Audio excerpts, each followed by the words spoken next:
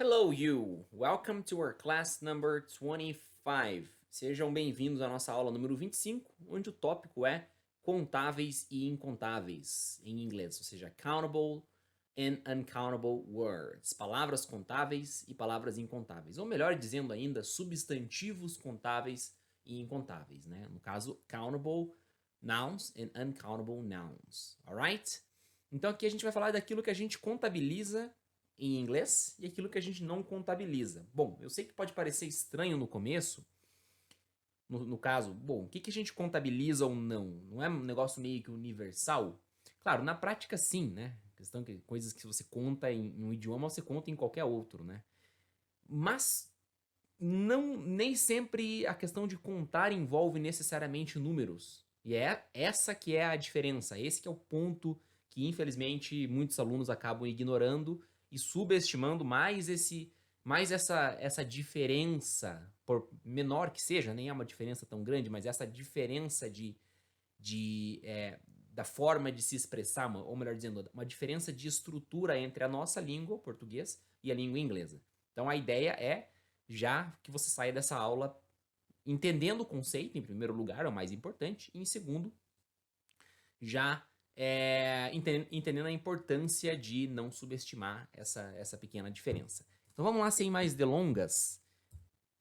O conceito de contar ou não uma coisa, em inglês, no caso, no sentido dessa aula, ele está muito ligado à questão do formato da coisa. Por exemplo, apple, né? Maçã. Então aqui a gente tem an apple, ou seja, uma maçã, né? Então, se eu cortar uma maçã em, sei lá, 200 pedaços, ela vai continuar sendo uma maçã? De certa forma, sim. Mas é mais provável que alguém fale, que alguém se refira ao que restar desses 200 pedaços de maçã a pedaços de maçã, né, como eu mesmo acabei de falar, do que uma maçã, correto? Então é mais ou menos essa ideia, porque quando você corta a maçã, ainda que não sejam em 200 pedaços, sejam pelo meio, né? Seja em dois pedaços, ela já de certa forma perde a identidade. Você já não tem uma maçã, você tem meia maçã, né? E se os cortes continuarem de forma indistinta, você tem pedaços de maçã ou até eventualmente suco de maçã. Tá ok? Então é isso. Então ó, um exemplo mais bacana é chair, cadeira. A chair.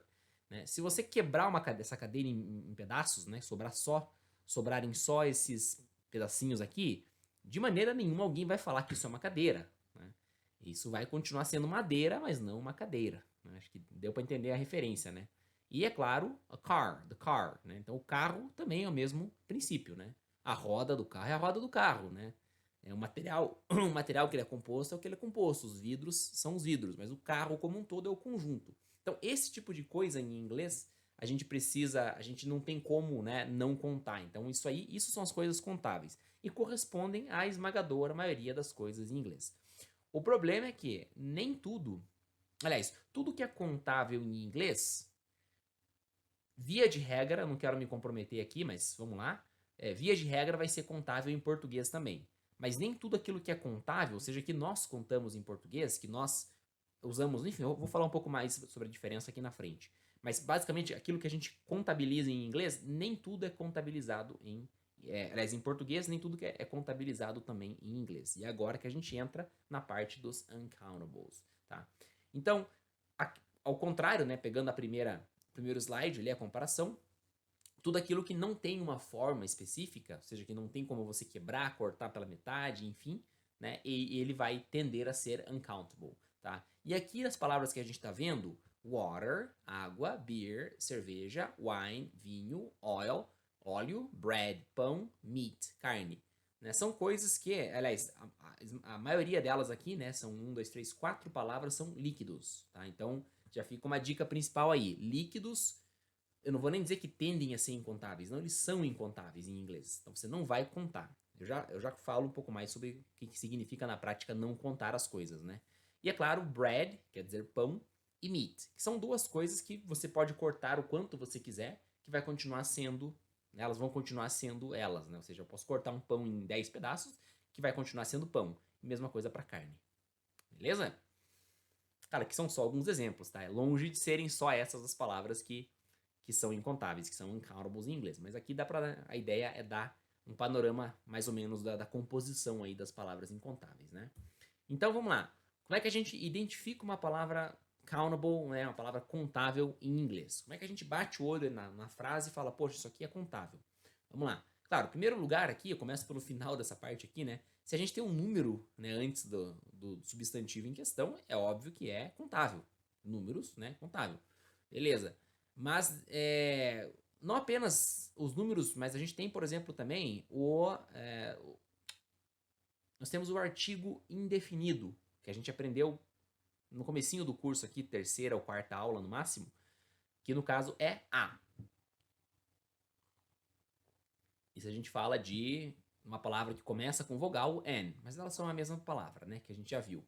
Então, se a gente tem esse artigo indefinido na frase, então, no caso, fazendo conexão com a palavra, né, ou seja, I have a car, ou seja, eu tenho um carro. Ou seja, não é o número um, mas é a palavra um, no sentido de artigo indefinido, né, sujeito indefinido, mas ele contabiliza. Né? Para você ter um carro, se você tem, if you have a car, you can have two cars. Ou seja, se você tem um carro, você pode ter dois carros, né? E a mesma coisa aqui na outra frase. It looks like an animal. Ou seja, parece um animal. Parece como um animal. E é óbvio aqui, né? 3 bottles of wine. Então, 3 garrafas de vinho. Tá? Então, a primeira coisa aqui é, tem número ou tem o artigo indefinido a, né? Ou n, né? Nesse caso aqui, é contável. Agora, toma cuidado, né? Quando eu digo tem o artigo indefinido ou número, é antes da palavra em questão, né? No caso aqui, car. No caso aqui, animal. No caso aqui, bottles of wine, tá? Não confundamos garrafas de vinho, que a gente conta, com vinho que a gente não conta, né? Então, é importante isso. Então, 3 garrafas de vinho, né? Beleza? Então, uma segunda característica é quando a palavra apresenta uma forma plural. Então, se ela tem uma forma plural, ela automaticamente é contável. For example, my friends are funny. Note como, né, se a gente está falando do plural, a gente está falando da forma pluralizada do verbo to be, né? Então, my friends are funny. Meus amigos são engraçados. Apples are very good. Então, maçãs são muito boas. Alright? E uma terceira forma aqui de você identificar de imediato uma palavra countable, ou seja, contável, numa frase em inglês, é quando ela tendo combinação com a palavra some, a tradução vai ser alguns ou algumas. For example, some of my friends are single. Some of my friends are single. Alguns dos meus amigos são solteiros, ou estão solteiros, tanto faz, né? Então, some of my friends, alguns dos meus amigos. Traduziu como alguns ou algumas, contável. Next example, próximo exemplo. I had some peanuts this morning. I had some peanuts this morning. Eu tive, ou seja, eu comi, né? Que o verbo ter no passado, mas quando a gente usa isso em inglês, o verbo ter no passado, a gente quer dizer comer, né? Então, I had some peanuts this morning. Então, eu comi alguns peanuts, quer dizer amendoim, tá? Então, peanuts, comi alguns amendoins essa manhã. Literalmente, eu tive alguns amendoins, mas a gente entende que a pessoa quer dizer eu comi alguns amendoins essa manhã. E é claro, agora identificando palavras uncountable, ou seja, palavras incontáveis nas frases. Então, ao contrário das contáveis, elas jamais virão acompanhadas de marcadores numéricos. Né? Então, quando eu tenho, por exemplo, água, eu vou dizer I drink water. Tá? Eu não vou dizer I drink one water ou I drink a water. Não, é I drink water. Tá? Ou they don't eat bread. Tá? Eles não comem, eu bebo água, eles não comem pão. Então, via de regra, essas palavras elas vêm sem a presença de um marcador numeral, como a gente viu nos exemplos anteriores. Agora aqui eu quero fazer um adendo com você muito importante ainda nessa primeira parte. Aqui eu estou falando da parte gramatical. É claro que na comunicação do dia a dia, você vai, não raramente, ouvir alguém falar, por exemplo, chega num restaurante, sei lá, Can I have a water, please? Né? Posso ter uma água? Posso, né, me dar uma água, por favor? Então aí, como é que fica, né? Aqui nesse caso, não é que a pessoa está pluralizando a palavra água, é porque por uma água nesse contexto, de você chegar num lugar e pedir uma água, né? O contexto é uma garrafa de água, ou copo, ou jarra, enfim, como o estabelecimento serve. Por que eu estou dizendo isso do contexto? Você não chega na casa do seu amigo e fala Can I have a water? Entendeu? Jamais você chegaria na casa do seu amigo e falaria can I have a water? Né? Esse can I have a water é só no pressuposto de que você vai comprar o produto, seja num restaurante, num bar, enfim, né? O mesmo vale para cerveja, para qualquer outro líquido, tá? Então, você subentende que, no caso ali, o né, que você está contabilizando, no contexto de que você vai comprar, é o que quer que seja o que quer que seja o recipiente em que o líquido vai ser servido. No caso, a água, muito provavelmente vai ser servido num copo. Num copo não, numa garrafa, mas pode ser num copo. Enfim, o ponto é esse, né? Então, esse é o contexto. Mesma coisa, o pão também, né? A gente poderia dizer aqui que dá para dizer a bread às vezes, tá? Por quê? Porque o pão tem alguns tipos de pão, tá? Então, por exemplo, tem o pão, enfim, não vou entrar em detalhes agora, mas o pão francês, tem o pão de forma, enfim, assim por diante, né? Então, às vezes entra nesse sentido de contextualizar, né, que é a diferença entre os pães, mas de um modo geral não, né? Se você falar que comeu pão, né, é isso, você não fala que você comeu um pão, né? Porque não existe essa referência. O que é um pão, né? É um pão francês pequenininho ou um pão grande daqueles da vovó, digamos assim. Então, só para ilustrar que quando, quando a questão que está em jogo é a comunicação, você tem a liberdade, algumas vezes, né, de fazer algumas modificaçõezinhas ali que não fazem sentido do ponto de vista gramatical, mas fazem do ponto de vista da comunicação, da facilitação da comunicação, e na minha opinião isso aí não há nenhum problema, né, em relação a isso, beleza? Vamos lá, segunda forma de identificar um uncountable, as palavras uncountables nas frases, né? Elas não vão apresentar forma plural. Então eu tenho aqui, meat is healthy. Então, carne é saudável. Você não fala uma carne é saudável, por exemplo, né? Então, wine is good for your memory. Tá? Vinho é bom para a sua memória. Não fala um vinho, tá? Outra característica é quando combinados ali, usam os substantivos uncountables com a palavra some, aqui, né, some, elas vão querer dizer, a tradução vai ser um pouco de. For example, can I have some beer? Né? Posso ter um pouco de cerveja? Me dá um pouco de cerveja? Aqui só fazendo uma conexão com o exemplo, né? Você, muito pouco provavelmente, você diria can I have some beer num bar, por exemplo, ou num restaurante. Por quê? Porque quando você fala can I have some beer, que é a forma correta de você usar, né, enfim, de estruturar, né, essa frase, você está partindo do pressuposto que você não está comprando, né? Você está pedindo. Então, se você falar can I have some beer, né, é possível que soe muito estranho, né, para um garçom ou para alguém que trabalha num estabelecimento ali, né? Porque dá a impressão que você está pedindo, né, cerveja, e não pedindo no sentido literal, né, e não querendo comprar, no caso, né? She will bring me some sugar. Então, ela irá me trazer-me um pouco de açúcar. You can add some cream to your pie. Você pode adicionar, pode colocar um pouco de creme na sua torta. Alright? Beleza.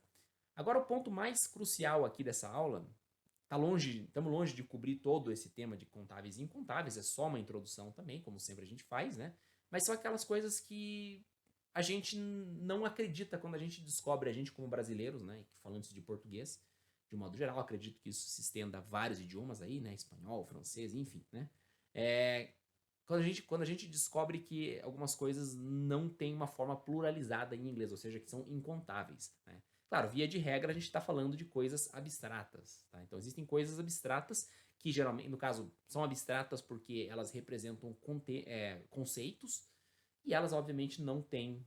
Obviamente não, perdão, mas elas, eventualmente, não têm uma forma plural, tá? Não que se você usar a forma plural, se você pluralizar essas palavras, vai ser algo muito errado, mas é errado do ponto de vista gramatical e vai, né, soar estranho para quem está ouvindo, para quem é falante nativo do idioma.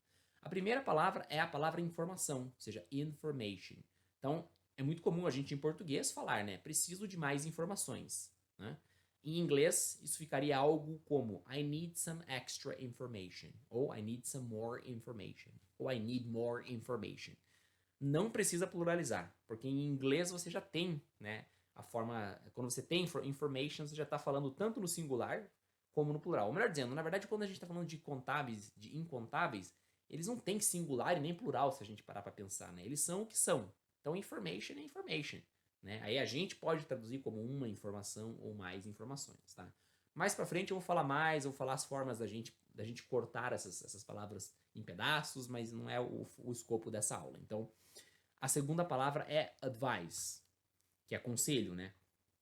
Então, é muito normal a gente pluralizar em português, né? Posso receber conselhos? Então, em inglês fica Can I have some advice?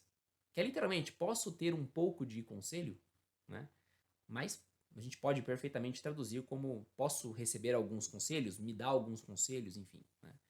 A palavra travel, eu confesso que aqui eu dei uma pesquisada para poder analisar, mas assim, não é que ela nos surpreende, é que a gente pode, muito como brasileiros, como falantes de português, pode muito facilmente se equivocar com essa palavra, porque a gente vai ver no dicionário que travel quer dizer viagem, né? Só que quando a gente contabiliza a viagem, por exemplo, eu fiz nesse ano uma viagem para Dubai, ou eu viajei 10 vezes esse ano. Então, esse tipo de viagem a gente vai usar a palavra trip, tá? Então, o travel no sentido de viagem é mais o conceito, né? O conceito turístico de você sair de um lugar, né, e ir para o outro, assim, né? No sentido, enfim, nos vários motivos que levam a gente a viajar, né? Então, vou dar um exemplo aqui, né? I think some travel will be good for your health. Então, acho que viajar um pouco seria bom para a sua saúde. Acho que fazer uma viagem, né? Mas eu poderia perfeitamente traduzir como acho que algumas viagens poderiam ser boas para a sua saúde, poderiam fazer bem para a sua saúde. Que o conceito é o que é, como eu já falei, né? Travel é viagem, né? Se em português, se no nosso entendimento a gente quer falar viagens, né? Beleza, nada impede, né? Mas em inglês ele vai ficar sempre na forma que é, né? Digamos assim. Agora, o quarto aqui, que é o mais curioso, é a palavra news. Tá? A palavra news, ela, apesar do que parece, né? A gente lê news, notícias. Só que news, na verdade, a melhor tradução é noticiário. Por quê? Porque é uma palavra que é incontável, ou seja, não pluraliza. Tá? Então, quando eu digo aqui, I have good news, então eu tenho boas notícias. Né? Eu não vou usar um, I have three good news, por exemplo. Sei lá, né? Não vou pluralizar no caso, né? E também não vou falar I have a good news. Não, have good news. Eu não uso o A também, né? Para indicar a frase ali, né? Para colocar um número no caso ali, né? Ou ali num segundo exemplo aqui, it's good news. It's good news. Que a gente poderia traduzir em português como isso é uma boa notícia, né? Só que em inglês, como ela é incontável, então a gente não tem boa notícia nem boas notícias. A gente tem só good news, né? Então, it is good news. E é isso. Espero que tenha ficado claro. Não se assuste, é um conceito chatinho também, no sentido de que a gente tem que deixar a nossa zona de conforto no português e explorar mares mais, digamos, alienígenas no sentido puro da palavra, ou seja, desconhecidos, né? E isso é bom, tá? Isso vai fazer o diferencial no teu aprendizado, porque realmente aprender, se tem uma coisa que aprender idiomas estrangeiros não é ficar em zona de conforto. Tá? Eu ouso dizer que quem não sai da zona de conforto, nem que seja um pouquinho, dificilmente consegue aprender de forma eficaz e eficiente uma segunda língua. Mas é isso por hoje. Thank you so very much for your company. See you in the next class.